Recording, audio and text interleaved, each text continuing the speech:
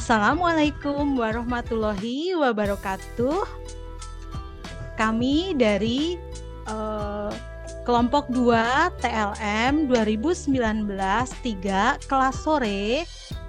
Kali ini dalam memenuhi mata kuliah pendidikan Pancasila untuk memaknai Pancasila. Kami kelompok 2 dengan anggota Saya Nisa Indrayani dengan NIM 0619111016. Saya Hamim Taufik dengan NIM 0619111067. Saya Tiano Fikita dengan NIM 0619111055. Dan saya sendiri Kati Purwaningsih dengan NIM 0619111052. Kali ini dalam memaknai Pancasila, kelompok kami mendapatkan tugas yaitu untuk memaparkan terkait dengan sila kedua, kemanusiaan yang adil dan beradab. Mari kita simak. Nilai yang terkandung dalam sila kedua Pancasila adalah nilai kemanusiaan. Nilai-nilai yang terkandung dalam sila kedua yaitu yang pertama, nilai kemanusiaan yang mengembangkan rasa saling mencintai sesama manusia, sikap memuaskan rasa, menjunjung tinggi nilai kemanusiaan, melakukan kegiatan kemanusiaan, dan berani menegakkan keadilan. Yang kedua, nilai keadilan, menegakkan kebenaran dan keadilan dengan menjunjung tinggi persamaan derajat, hak, dan kewajiban. Yang ketiga, nilai keadaban. Setiap warga negara hendaknya mengakui kesamaan derajat, persamaan kewajiban, dan persamaan hak antara sesama manusia sebagai bentuk asas kebersamaan. Sila kedua Pancasila, kemanusiaan yang adil dan beradab, yaitu yang berisi cita-cita kemanusiaan untuk dapat menjadi lengkap, adil dan beradab dalam memenuhi seluruh hakikat manusia. Kemanusiaan yang adil dan beradab adalah rumus sifat keseluruhan budi manusia Indonesia. Kemanusiaan yang adil dan beradab menjadi setiap warga negara punya kewajiban dan hak yang sama dan jamin haknya terkait hubungan baik dengan Tuhan, orang, negara, dan masyarakat. Kemanusiaan yang adil dan beradab juga menjadikan seseorang memiliki kemerdekaan, menyatakan pendapat, serta berhak menghidupkan yang layak bagi kemanusiaan. Setiap sila dalam Pancasila selalu menjiwai dan dijiwai. Contohnya pada sila kedua ini yang diliputi dan dijiwai oleh sila pertama, yang artinya manusia yang adil dan beradab bagi bangsa Indonesia selalu bersumber dari ajaran Tuhan Yang Maha Esa, yaitu manusia merupakan makhluk pribadi, anggota masyarakat, dan sekaligus hamba Tuhan. Intinya, setiap hak dan kewajiban yang sudah diatur dalam peraturan yang sudah dibuatkan oleh pemerintah selalu bersumber dari Tuhan Yang Maha Esa, contohnya dari kitab suci agamanya masing-masing.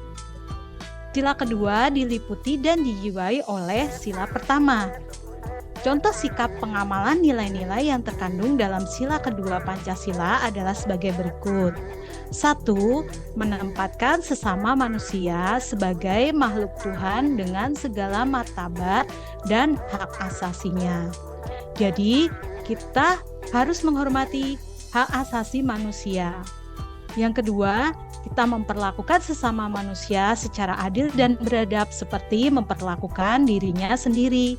Dalam hal ini, bagaimana cara kita mensikapi diri kita sendiri, bagaimana kita memperlakukan diri kita sendiri, itu harus sama dengan bagaimana kita memperlakukan dengan orang di sekitar kita. Kemudian yang ketiga adalah memperlakukan sesama manusia sebagai manusia pribadi dan manusia sosial secara seimbang. Dalam hal ini tentu saja manusia adalah manusia pribadi dan juga manusia sosial di mana dia tidak dapat hidup sendiri. Maka kita harus bisa mensikapi keduanya secara seimbang. Sila kedua ini dikaitkan dengan konsep toleransi. Kenapa toleransi? Karena konsep ini mengatur pola relasi antar manusia. Jadi, apa sih makna sila ini? Silahkan Nisa.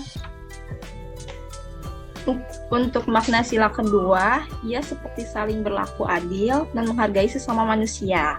Yang artinya adalah tidak boleh pilih-pilih dalam berteman hanya karena berbeda suku, ras, budaya, agama, atau status sosial. Itu semua adalah menggambarkan sikap toleransi pada makna sila kedua. Dikaitkan dengan toleransi, boleh atau tidak boleh sih kita mentoleransi orang atau kelompok intoleran? Dan sebenarnya apa batasan toleransi itu sendiri? Silahkan Hana. Saya akan menjawab, untuk itu boleh, karena kalau tindak-tindak intoleransi dibiarkan saja, hal itu juga bisa berubah, karena akan membawa sinyal-sinyal bahwa asal minoritas-minoritas intoleran betul-betul bertindak, jadi yang lain tidak berani. Jadi sebagai masyarakat harus intoleran terhadap intoleransi dan secara konsisten. Mereka yang merusak toleransi, kita tidak boleh ditoleransi. Batas toleransi yaitu ketika toleransi itu tidak mengganggu akidah kita. Berikutnya, mengapa terjadi banyak kasus intoleransi di Indonesia? Silahkan Tia. Mungkin itu bisa terjadi di negara Indonesia karena akibat globalisasi. Perkembangan situasi global mampu memudarkan nilai-nilai kebajikan dalam kehidupan. Salah satunya adalah sikap toleransi. Perang antar negara, konflik antar suku, ras, kepercayaan, dan agama dapat memicu terjadinya intoleransi. Apa yang menjadikan seseorang itu menjadi intoleran, kemudian apa yang harus dilakukan oleh negara dan masyarakat untuk menciptakan masyarakat yang berkemanusiaan dan toleran. Jadi munculnya intoleran ini disebabkan oleh 4 faktor. Pertama adalah pandangan keagamaan yang sektarian. Yang kedua, populisme agama. Yang ketiga, politisi yang memanfaatkan agama. Dan yang keempat adalah pendirian rumah ibadah yang dilarang atas dasar agama, sehingga menimbulkan intoleransi.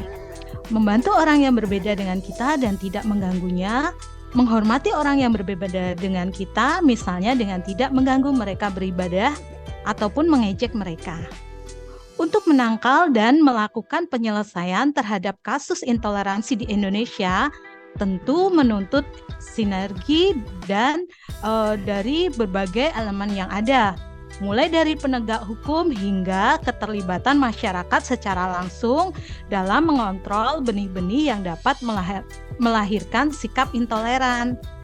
Mengingat dampak yang ditimbulkan sikap ini begitu membahayakan bagi kita semua bangsa Indonesia. Dengan begitu, masa depan bangsa Indonesia menjadi negara yang harmonis, adil, damai, dan sejahtera, serta mampu menangkal segala hal yang dapat menjatuhkan keutuhan dan kesatuan NKRI dan dapat hidup berdampingan antara seluruh warga negara di bawah naungan falsafah bangsa, yaitu Pancasila. Yang dapat kami sampaikan, semoga bermanfaat dan membawa wawasan. Terima kasih. Assalamualaikum Warahmatullahi wabarakatuh. wabarakatuh.